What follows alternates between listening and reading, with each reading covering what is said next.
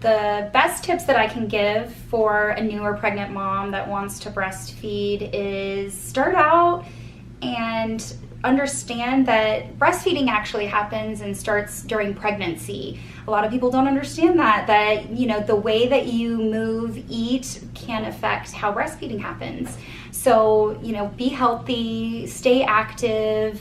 So we want to also make sure that we're doing the research that we need before baby comes. A lot of breastfeeding issues can happen as a result of labor and delivery, and knowing the options. There is research that shows that the babies who do better breastfeeding actually are the ones who are birthed from unmedicated families.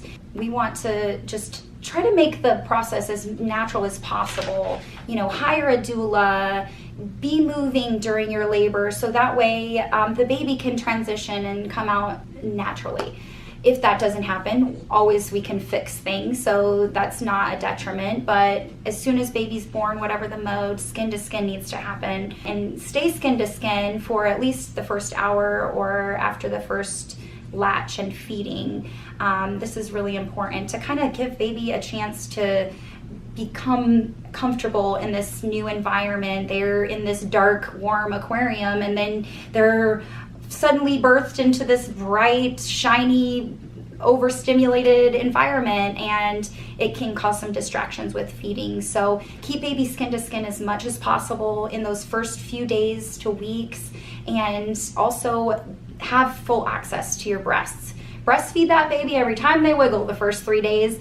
Even if that feels like a long time, you're going to be tired, but the most important thing that you can do is just feed your baby and keep them stimulating your breasts. Another important thing is, because I always say that the number one rule in breastfeeding is that we feed our babies.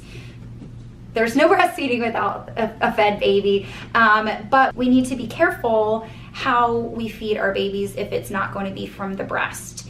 Know the medical indications for supplementations. A lot of times that second day of life, the baby is realizing that they are in a new environment and they don't have their IV line giving them food 24/7, and so they wake up and they want to eat and feed them. And the last tip is to get help.